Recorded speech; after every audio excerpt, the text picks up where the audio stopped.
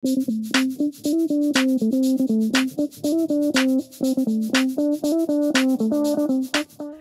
pagi, selamat datang di Ibadah Bahasa Indonesia Gereja ICA Surabaya.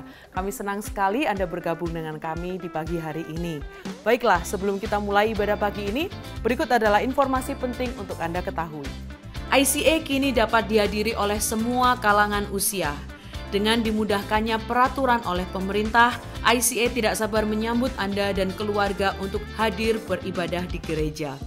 Dikarenakan ICA Kids masih melakukan sekolah minggu secara online, anak-anak yang hadir diharapkan duduk dengan tenang di samping orang tuanya. Dan semua yang hadir diharapkan dalam kondisi sehat dan menjaga protokol kesehatan. Sampaikan kabar ini ke teman dan keluarga Anda.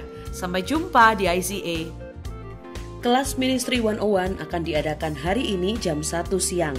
Hadiri langsung kelasnya di ICA East dan West untuk mengetahui bagaimana perjalanan seorang volunteer di ICA. Anda tidak perlu mendaftar, tapi silahkan langsung datang dan ajak teman Anda yang juga berminat. ICA is you. Bagi para young adults, yaitu kamu yang sedang berkuliah atau para profesional muda, jangan lewatkan acara spesial edisi Valentine hari Kamis yang akan datang 17 Februari. Acara akan diadakan online dan juga pertemuan langsung di ICA East jam 7 malam. Pastor Tim dan Kelly akan bercerita tentang singleness dan relationship. Datang dan ajak teman-temanmu ya. Demikianlah informasi yang perlu Anda ketahui. Selamat hari Minggu.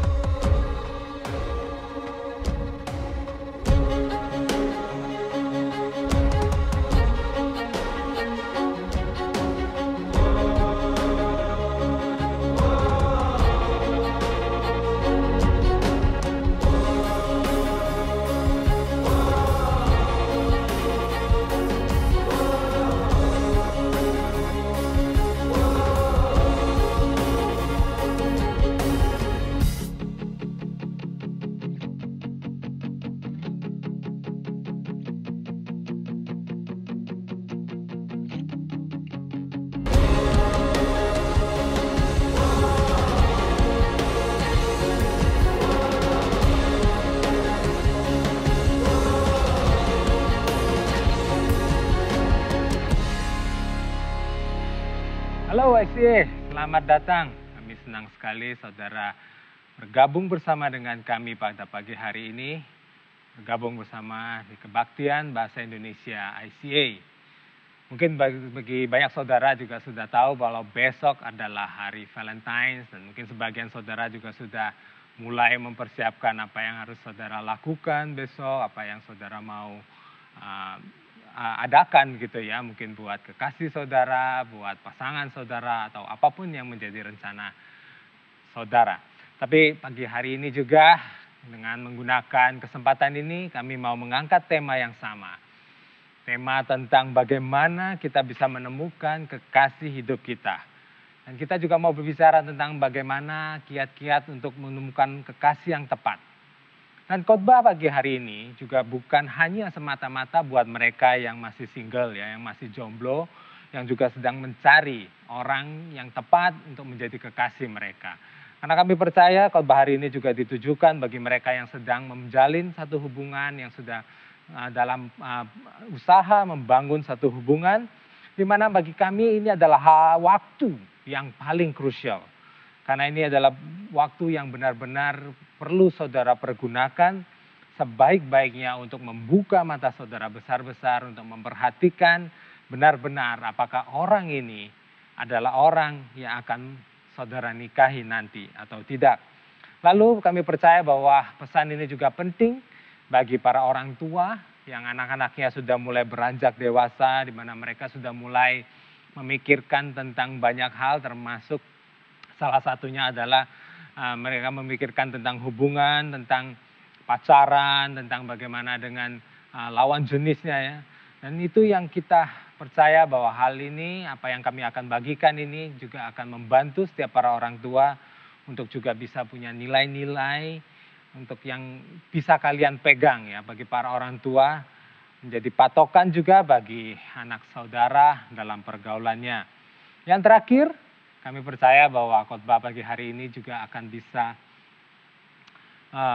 sangat-sangat berguna sekali kepada para senior, kepada mereka yang sudah lanjut usianya. Karena kami percaya bagi yang sudah lanjut usianya, kalian bisa mempunyai peran yang penting, yaitu menjadi contoh bagi generasi-generasi muda, bagi generasi-generasi selanjutnya, di mana kalian punya banyak nasihat-nasihat, di mana kalian juga bisa punya banyak cerita-cerita akan hidup kalian, akan pernikahan kalian, akan apapun yang sudah kalian alami, pengalaman-pengalaman saudara, pengalaman-pengalaman yang berharga pastinya, untuk supaya mereka juga bisa belajar dari pengalaman saudara. Itu jugalah mengapa dalam khotbah kali hari ini, saya akan juga mencoba untuk memberikan beberapa kutipan dari orang-orang yang cukup terkenal ya. Bukan berarti bahwa mereka sudah berhasil dalam hubungan mereka, dalam pernikahan mereka. Tapi saya percaya apapun yang mereka sudah lewati itu juga adalah pengalaman pribadi mereka. Dan kita juga bisa belajar dari beberapa kutipan dari pengalaman kehidupan mereka. Tapi saya juga ingat pepatah lama yang mengatakan kalau pasangan kita itu haruslah juga menjadi teman yang terbaik bagi kita.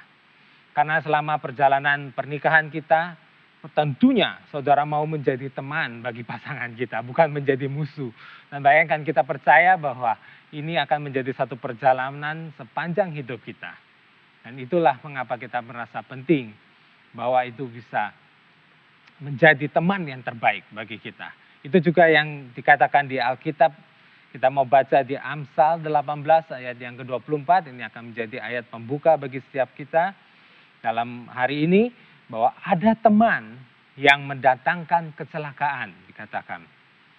Makanya penting bagaimana kita itu juga memilih teman kita. Tetapi ada juga sahabat yang lebih karib daripada seorang saudara. Saudara, ketika saudara sudah menikah, saudara mengerti benar. Pasangan saudara, istri atau suami saudara, itu adalah seperti seorang teman yang bahkan lebih dekat, lebih erat daripada saudara sendiri, daripada kakak saudara mungkin atau adik saudara.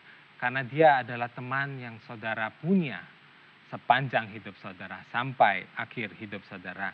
Jadi saudara, bagi kami semua penting sekali dalam proses pemilihan untuk bisa mengetahui mana pilihan yang benar dan mana pilihan yang tidak benar.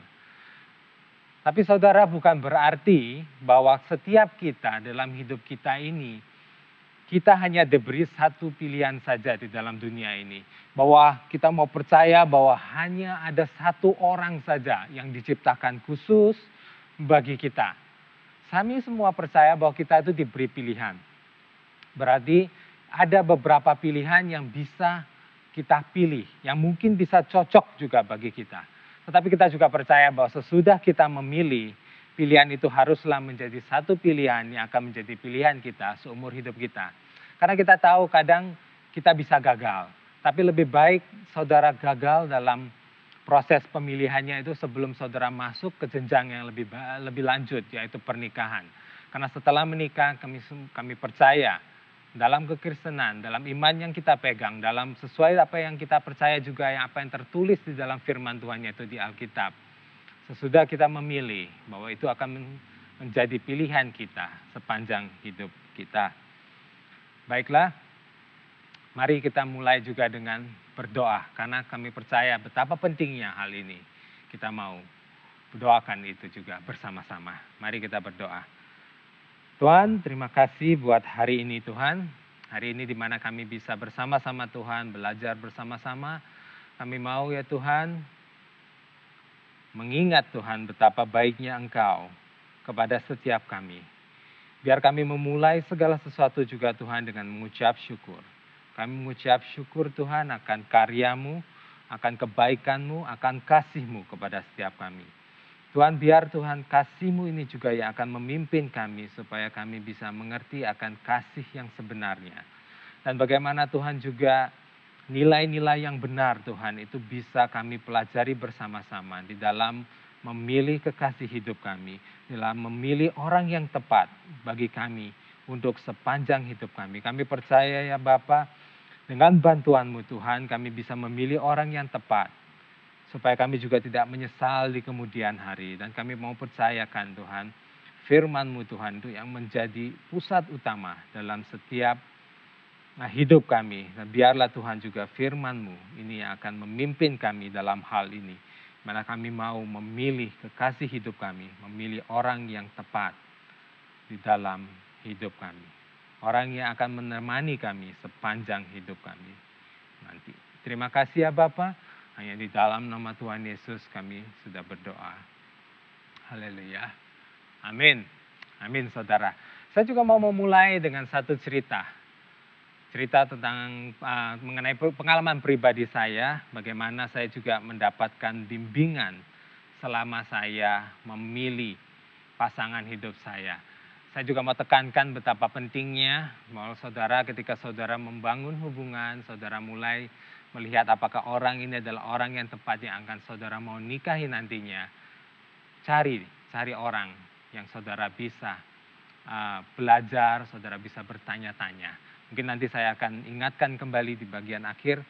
Tapi saya mau cerita sendiri, cerita pengalaman pribadi saya, di mana saya ketika saya memulai membangun hubungan dengan istri saya sekarang, ada satu kesempatan di mana saya diundang ke tempatnya Pastor John waktu itu. Saudara tahu Pastor John adalah senior pastornya kita, tapi pada waktu itu Pastor John masih berada di dalam kepemimpinan Pastor Jeff ya. Pastor John masih bekerja di bawah Pastor Jeff, dan waktu itu juga masih ada Pastor Scott. Pastor Scott itu yang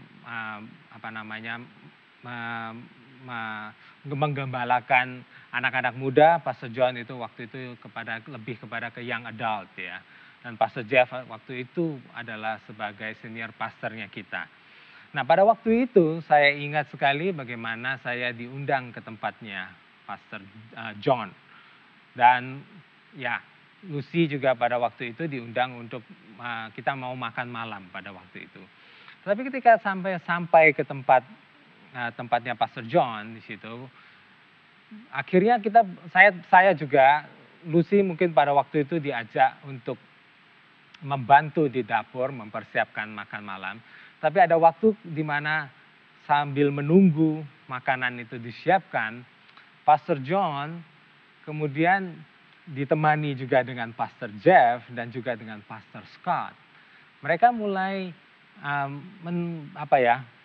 mereka hanya kayak berbicara-bicara santai aja dengan saya. Tapi dari situ saya juga bisa mengetahui bahwa mereka juga berusaha mencari tahu lebih banyak tentang saya. Karena memang khususnya latar belakang istri saya, bahwa istri saya sudah tidak memiliki ayahnya sejak dia SMA. Jadi istri saya itu grow up ya, tumbuh dengan tidak punya ayah dari sejak sekitar umur 17 tahun seingat saya. Dan itu juga penting bagi mereka sebagai orang yang yang menggembalakan domba-dombanya.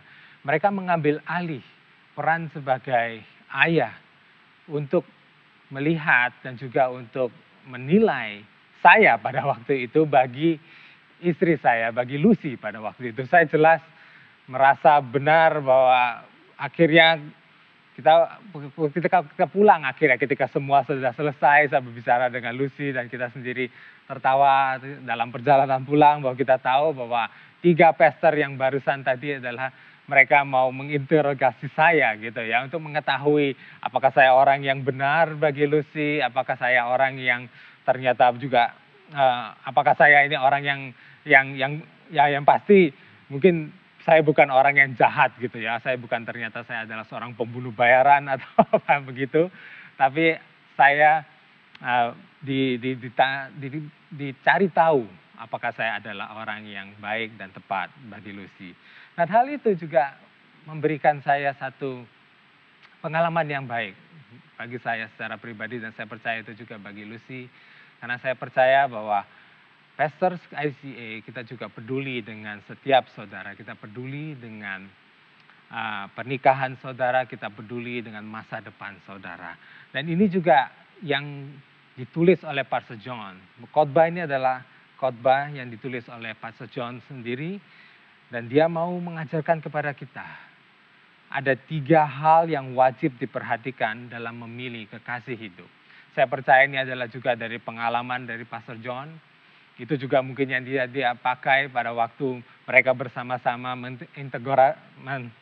bertanya-tanya dengan saya, menginterogasi saya, maaf, bahwa itu yang mereka juga pakai, nilai-nilai yang sama. Dan ini pagi hari ini saya menggunakan kesempatan ini untuk bisa berbagi dengan setiap saudara. Baiklah, yang pertama adalah miliki kesamaan spiritual. Kita bisa baca di 2 Korintus 6, 14 sampai yang ke-15. Janganlah kamu merupakan pasangan yang tidak seimbang dengan orang-orang yang tak percaya. Sebab persamaan apakah terdapat antara kebenaran dan kedurhakaan? Atau bagaimanakah terang dapat bersatu dengan gelap? Persamaan apakah yang terdapat antara Kristus dan Belial? Apakah bagian bersama orang-orang percaya dengan orang-orang yang tak percaya? Saudara, ini merupakan satu hal yang penting, bahkan ini ditaruh yang di pertama. Bahkan ini adalah menjadi perihal yang pertama yang kita mau sampaikan kepada saudara. Jika saudara adalah orang yang percaya dan sedang membangun hubungan dengan orang yang berbeda keyakinan, berbeda imannya, kami mau sampaikan kepada saudara, segeralah berhenti. Kalau memang itu adalah saudara, kita menganjurkan kepada setiap saudara untuk memutuskan hubungan itu. Dan itu kami katakan demi kebaikan saudara sendiri. Karena saudara, sudah begitu banyak cerita yang kami terima dari orang-orang di mana mereka kemudian memilih, mereka memutuskan untuk meneruskan hubungan mereka sampai kepada pernikahan. Tapi pada akhirnya yang ada hanyalah penyesalan. Mereka kembali dengan cerita-cerita bagaimana keluarga mereka itu tidak ada nilai-nilai spiritual yang sama. Di dalam membangun keluarga mereka, di dalam membesarkan anak-anak mereka. Di mana mereka cerita kemudian bagaimana mereka pergi beribadah ke gereja sendirian. Bagaimana itu akan menjadi satu hal yang menyakitkan akhirnya. Ada kesepian, ada hal-hal yang kayaknya tidak terpenuhi. Dan hal-hal ini yang hanya menjadi penyesalan di akhirnya. Maka dari itu saudara, kita hanya bisa menganjurkan bagi saudara untuk benar-benar pikirkan lebih baik lagi, pikirkan kembali lagi. Sebaliknya ketika kita memiliki iman yang sama saudara, dikatakan di Roma pasal yang pertama ayat yang ke-12 dikatakan, supaya aku ada di antara kamu dan turut terhibur oleh iman kita bersama, baik oleh imanmu maupun oleh imanku. Saudara, iman saudara dan pasangan saudara bisa saling membangun satu sama yang lain. Ketika saudara menghadapi satu permasalahan misalnya, kalian bisa bersatu hati mencari pertolongan Tuhan, kalian bisa beribadah bersama-sama, kalian bisa mencari wajah Tuhan bersama-sama. Anak-anak saudara juga akan diberkati nantinya.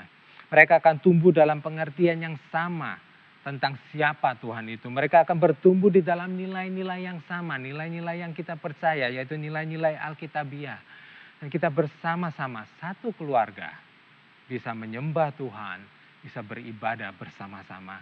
Saya percaya ini adalah berkat yang paling besar yang satu keluarga bisa miliki, di mana kita bisa bersama-sama beribadah, menyembah Tuhan sebagai satu unit, sebagai satu kesatuan.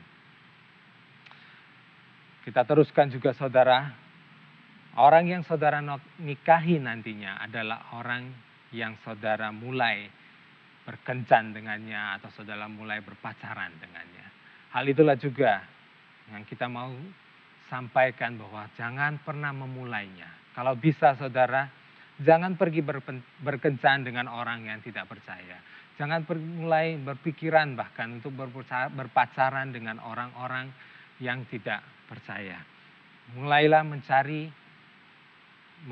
memiliki satu nilai-nilai yang saudara bisa pegang, prinsip-prinsip yang saudara juga mau pegang dengan erat.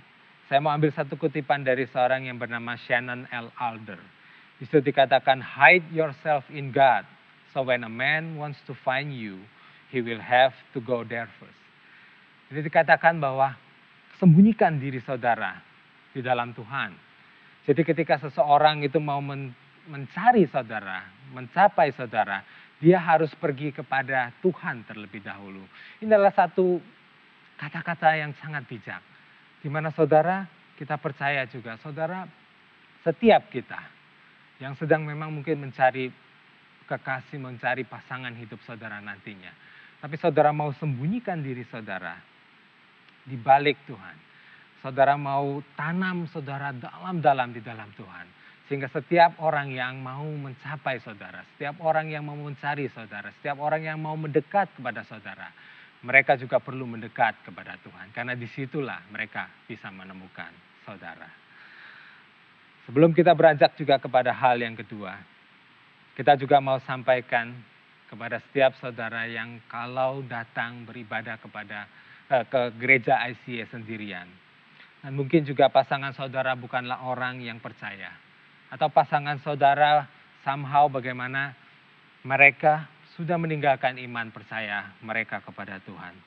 Saudara perlu tahu bahwa kami mengasihi saudara. Saudara tidak perlu menjelaskan apa-apa tentang latar belakang atau cerita bagaimana itu terjadi. Kami mau pastikan bahwa saudara juga tidak perlu malu. Saudara, Tuhan Yesus melihat saudara dan mengerti setiap keadaan saudara. Kami percaya Tuhan Yesus ada bersama-sama dengan saudara dalam setiap keadaan saudara. Kami mau berdoa bersama-sama dengan saudara agar pasangan saudara itu bisa mengenal Kristus pada akhirnya. Dan akhirnya saudara bisa mempunyai satu keluarga, saudara bisa beribadah bersama-sama sebagai satu keluarga. Karena kami percaya juga Tuhan Yesus pun rindu untuk bisa melihat keluarga-keluarga dipulihkan. Untuk bisa melihat bahwa orang-orang bisa datang. Saudara-saudara yang sudah terlanjur mungkin menikah dengan orang-orang yang belum percaya, ataupun mungkin daripada satu keluarga, mungkin suami yang lebih percaya terlebih dahulu, mungkin istri, entah bagaimana saudara menemukan Tuhan. Tetapi pada waktu sekarang, suami atau istri saudara, pasangan saudara masih belum bisa menerima itu. Tetap percaya, tetap berdoa. Kami mau bersama-sama berdiri bersama dengan saudara, dengan iman. Kami mau mempercaya bahwa Tuhan pun rindu. Tuhan pun mau saudara punya keluarga yang dipulihkan.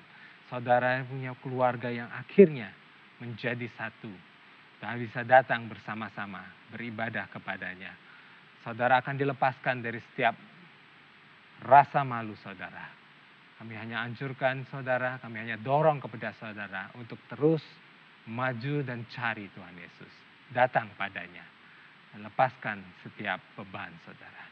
Baik saudara, kita sampai ke hal yang kedua yang wajib dimiliki, yang wajib saudara perhatikan dalam memilih kekasih hidup. Yang kedua adalah miliki kecocokan tujuan hidup. Kita mau baca di Amos pasal yang ketiga, ayat yang ketiga. Berjalankah dua orang bersama-sama jika mereka belum berjanji? Berjanji di sini saya percaya juga mungkin dalam beberapa terjemahan yang lain itu juga berbicara tentang bersepakat ya, setuju akan sesuatu gitu ya. Bersama-sama menyetujui akan sesuatu. Salah satu kutipan yang saya dapat adalah dari seorang yang bernama Jennifer Aniston.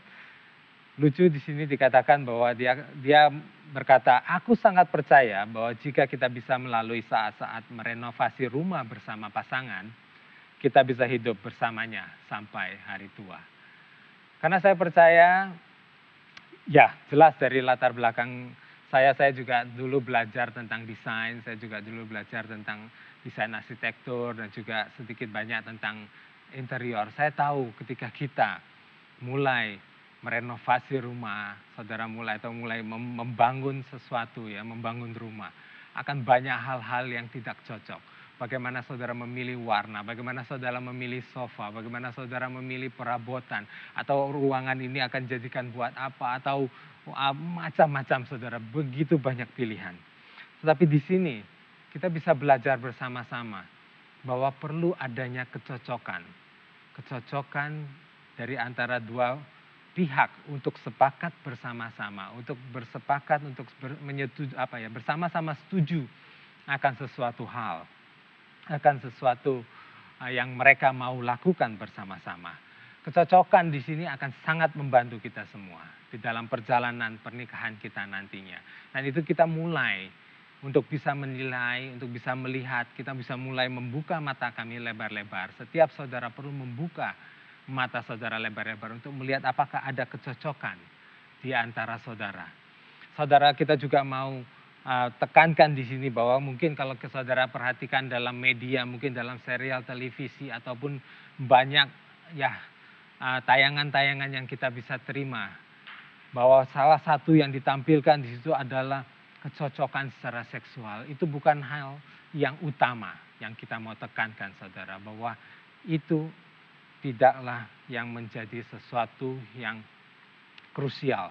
Karena itu yang mereka berusaha sampaikan kepada kita. Tetapi ini kita mau belajar bersama-sama beberapa kecocokan yang kita mau saudara benar-benar perhatikan. Salah satunya yang pertama adalah kemampuan berkomunikasi.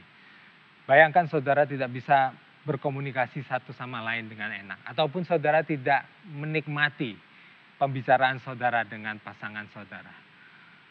Sekurang-kurangnya saudara perhatikan apakah saudara cocok. Ketika saudara berkomunikasi, apakah saudara bisa menikmatinya dengan baik? Apakah kalian bisa saling bertukar pikiran dengan baik? Yang kedua adalah kesenangan ataupun kegiatan rekreasi. Banyak hal yang bisa kita bicarakan dalam hal ini. Ketika kalian bersama-sama, apakah kalian itu mempunyai kesenangan yang sama, mempunyai kegiatan-kegiatan leisure, kegiatan rekreasi yang sama. Karena satu orang mungkin suka olahraga, satu orang enggak. Atau satu orang suka traveling atau enggak. Atau satu orang punya kesenangan tersendiri dan yang lain tidak. Hal-hal yang demikian perlu kita menjadikan satu pertimbangan. Karena pada waktu saudara bersama-sama, bagaimana saudara juga menggunakan waktu bersama-sama, itu penting. Bagaimana bisa kalian cocok. Hal yang ketiga adalah dalam karakter dan kepribadian. Ini kita akan bahas lebih banyak lagi nanti pada poin yang ketiga.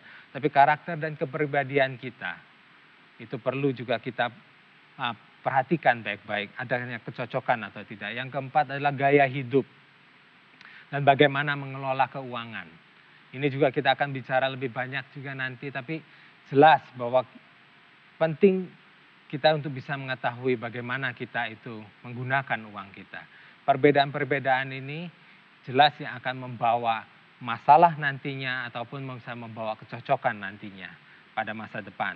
Kita bicarakan juga tentang kecocokan akan harapan-harapan akan masa depan, akan mimpi, akan cita-cita setiap pasangan mau kemana hidup mereka.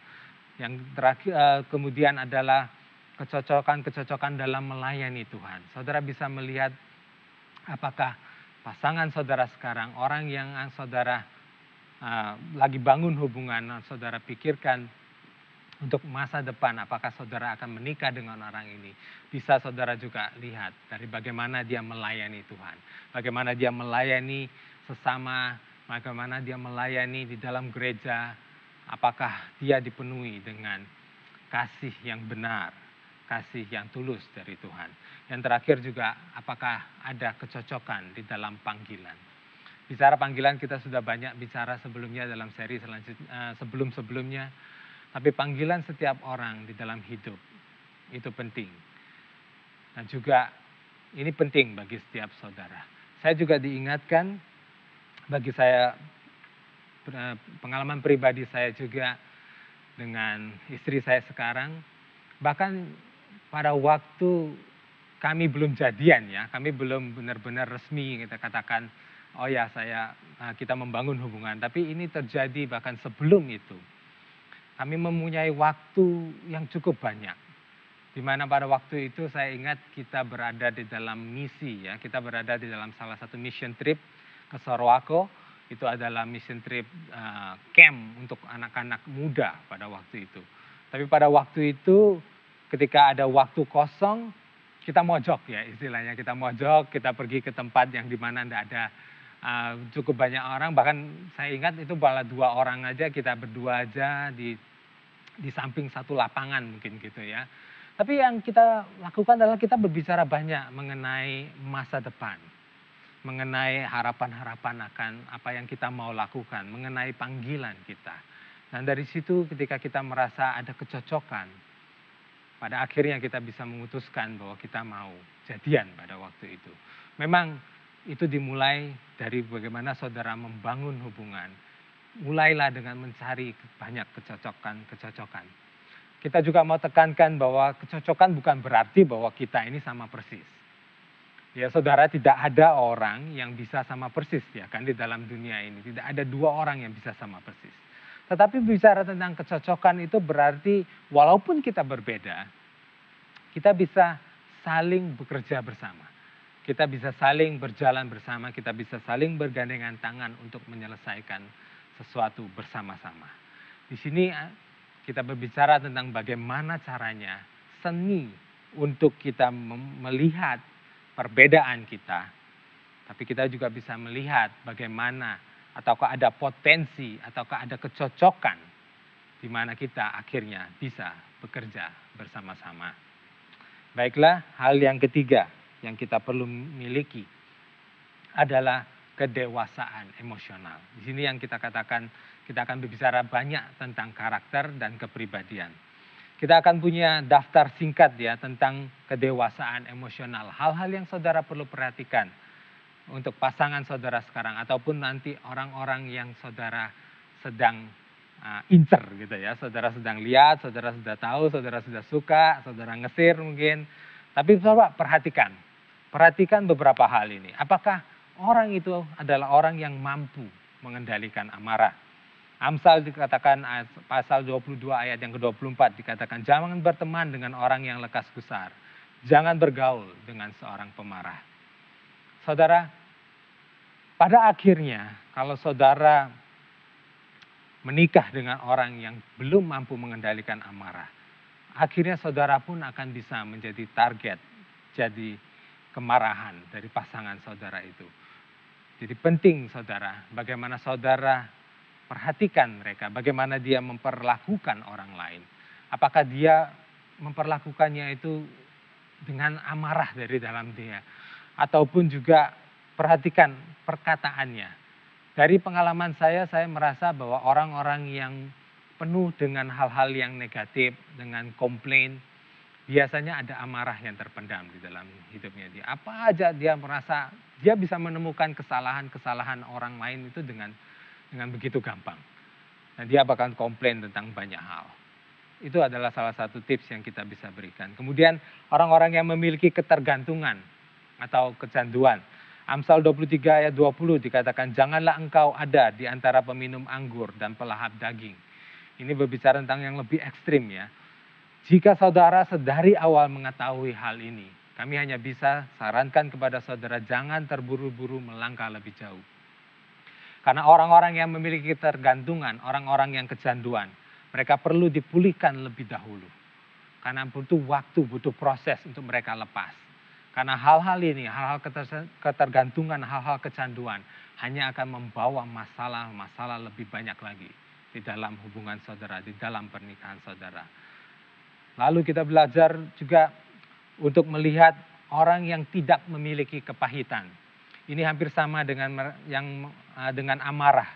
Tetapi kepahitan berbicara lebih kepada ketidakmampuan untuk mengampuni. Kita mau baca di Ibrani 12 ayat 15. Dikatakan jagalah supaya jangan ada seorang pun menjauhkan diri dari kasih karunia Allah. Agar jangan tumbuh akar yang pahit yang menimbulkan kerusuhan dan yang mencemarkan banyak orang.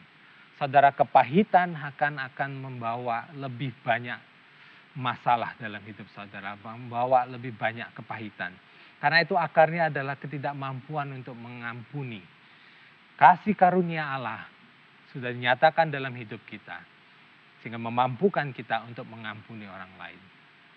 Dan itu juga pentingnya bagi kita untuk bisa melihat apa yang terjadi dalam hidup pasangan saudara, pacar saudara, ya kan, orang-orang yang saudara lagi incer itu, apakah mereka juga memiliki kepahitan.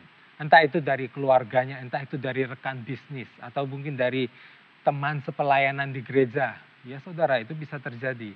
Dan terlebih lagi kalau itu adalah dari orang tuanya.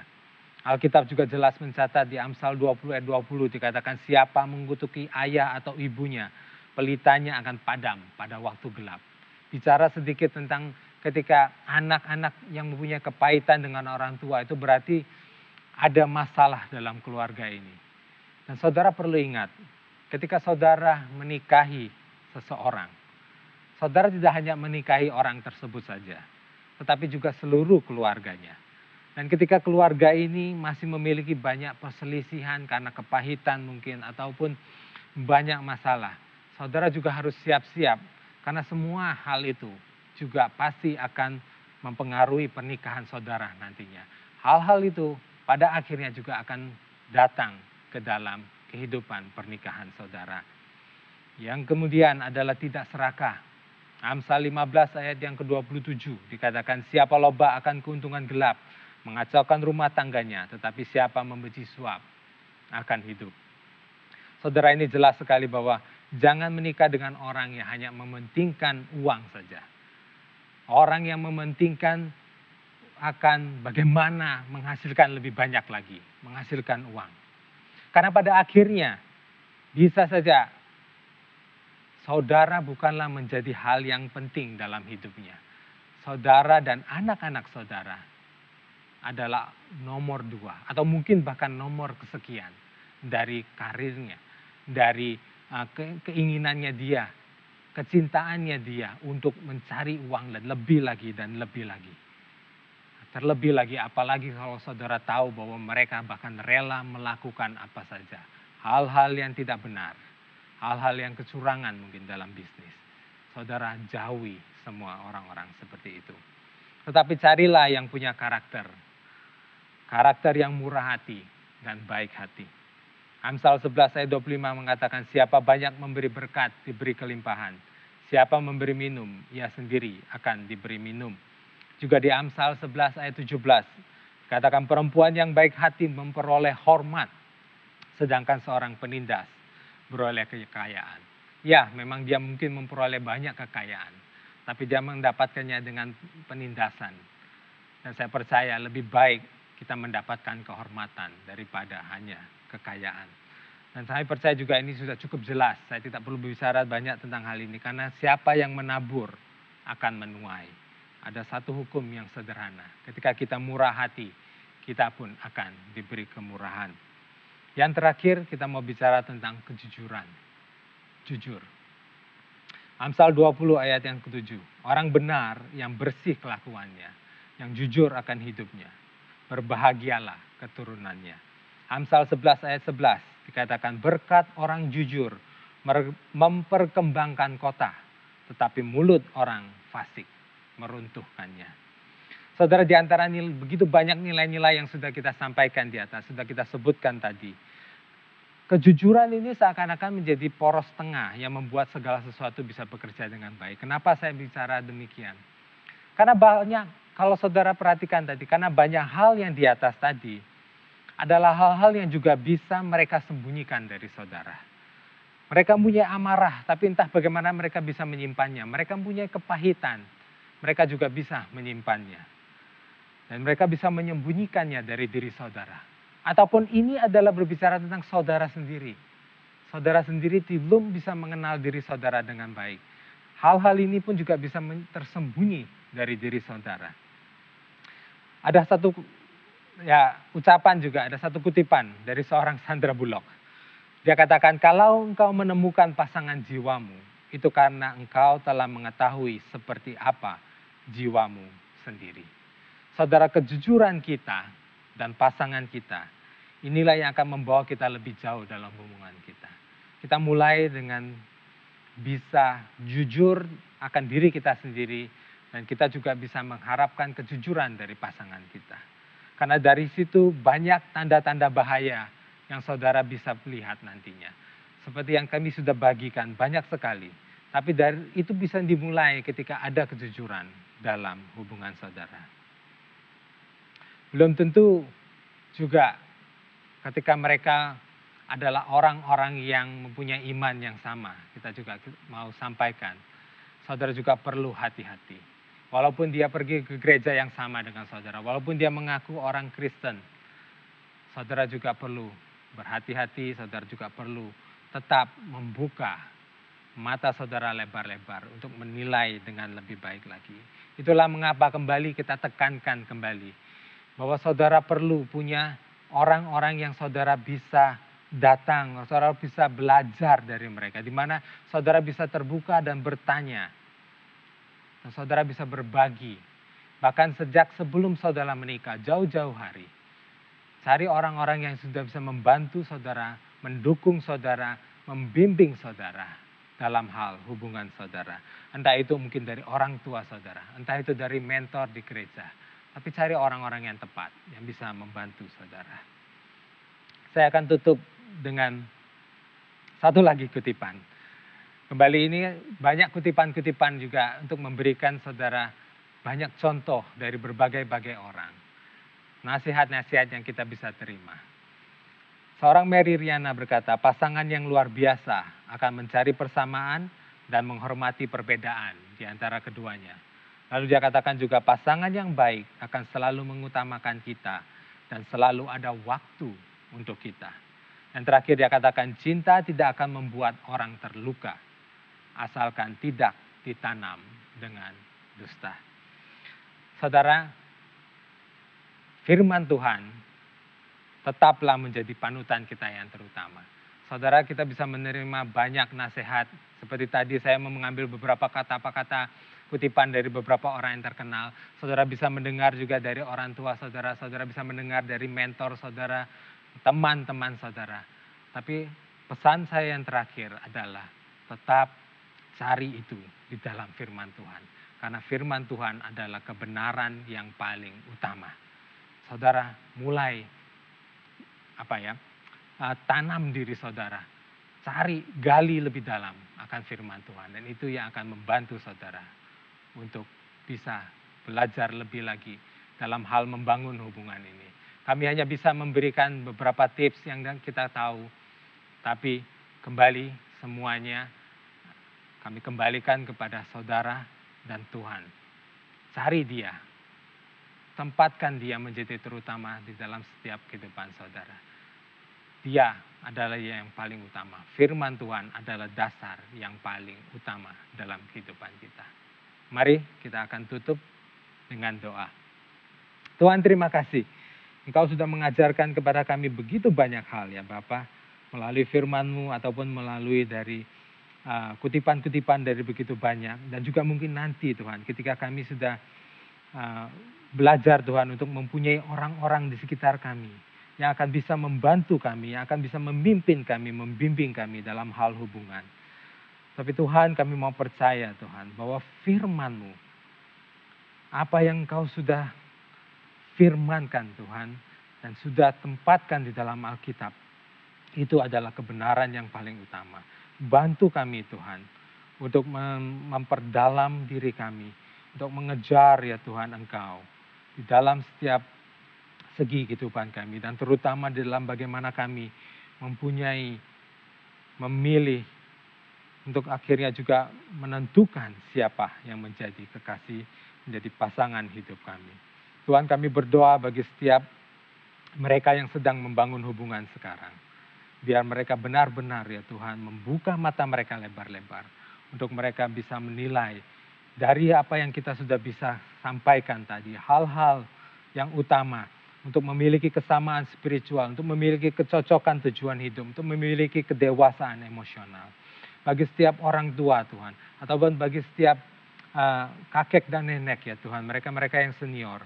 Biarlah perjalanan seseorang untuk menemukan pasangan kekasih hidup mereka, itu juga merupakan menjadi satu perjalanan yang kolektif Tuhan, yang bersama-sama. Kita bisa melihat bagaimana kita saling membantu Tuhan, bahwa seseorang ya Tuhan, seorang individu tidak harus berjalan sendirian. Tetapi akan ada orang-orang yang saling mendukung, yang saling membantu. Tuhan, terima kasih. Kami berdoa buat setiap kami, setiap mereka yang benar-benar sedang mencari, biarlah mereka bisa diberkati juga ya Tuhan dengan komunitas itu. Biarlah setiap kami juga yang menjadi orang tua juga mau menjadi orang yang mendukung Tuhan, generasi yang muda, anak-anak muda kita. Bagaimana kita bisa membimbing mereka juga Tuhan untuk bisa menemukan kekasih hidup mereka nantinya. Terima kasih ya Tuhan akan firman-Mu hari ini. Kami mengucap syukur hanya di dalam nama Tuhan Yesus. Amin. Amin, saudara. Terima kasih sudah bergabung bersama dengan kami. Ingat kembali Tuhan, kami hanya saudara bahwa setiap yang kami sampaikan ini menjadi tips yang saudara bisa pakai di dalam saudara mencari siapa yang tepat buat saudara, ataupun bagi setiap orang tua yang akan bisa membantu anak-anak mereka, atau bagi setiap kita membantu setiap orang yang kita kenal, anak-anak muda di sekitar kita, bagaimana mereka bisa mencari kekasih, mencari pasangan hidup mereka yang terbaik bagi mereka. Terima kasih sudah bergabung, kita ketemu lagi minggu depan. Kami senang Anda bergabung dengan ibadah ICA hari ini. Selamat berakhir pekan dan sampai jumpa minggu depan. Tuhan berkati Anda dan keluarga. ICA kini dapat dihadiri oleh semua kalangan usia. Dengan dimudahkannya peraturan oleh pemerintah, ICA tidak sabar menyambut Anda dan keluarga untuk hadir beribadah di gereja. Dikarenakan ICA Kids masih melakukan sekolah minggu secara online, anak-anak yang hadir diharapkan duduk dengan tenang di samping orang tuanya. Dan semua yang hadir diharapkan dalam kondisi sehat dan menjaga protokol kesehatan. Sampaikan kabar ini ke teman dan keluarga Anda. Sampai jumpa di ICA. Kelas Ministry 101 akan diadakan hari ini jam 1 siang. Hadiri langsung kelasnya di ICA East dan West untuk mengetahui bagaimana perjalanan seorang volunteer di ICA. Anda tidak perlu mendaftar, tapi silahkan langsung datang dan ajak teman Anda yang juga berminat. ICA is you. Bagi para young adults, yaitu kamu yang sudah berkuliah atau para profesional muda, jangan lewatkan acara spesial edisi Valentine hari Kamis yang akan datang 17 Februari. Acara akan diadakan online dan juga pertemuan langsung di ICA East jam 7 malam.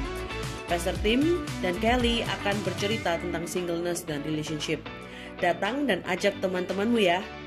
ICA Kids berkumpul online setiap hari Minggu. Dan ICA Kids telah menyediakan materi sekolah minggu untuk anak Anda di rumah. Unduh melalui tautan bit.ly/ICA Kids online. Ikuti akun Instagram @ICA-Kids untuk update yang terbaru. ICA Prayer Service diadakan setiap hari Selasa pada pukul 6.30 sampai 7.30 malam lewat Zoom. Anda bisa mengunjungi Instagram kami @ICSBY untuk mendapatkan meeting ID-nya. Mari menyembah dan berdoa bersama. Memberikan persembahan menjadi semakin mudah.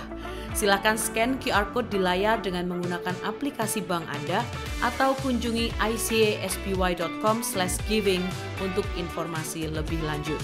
Kami rindu untuk bisa mendoakan Anda. Bagikan pokok doa Anda melalui tautan bit.ly/ICA Prayer Online dan bersama kita melangkah dan percaya bahwa Tuhan bekerja. Ikuti sosial media ICA Surabaya di YouTube, Facebook, Instagram, dan Spotify. Anda dapat menemukan berbagai informasi, playlist musik, video, renungan, dan lainnya.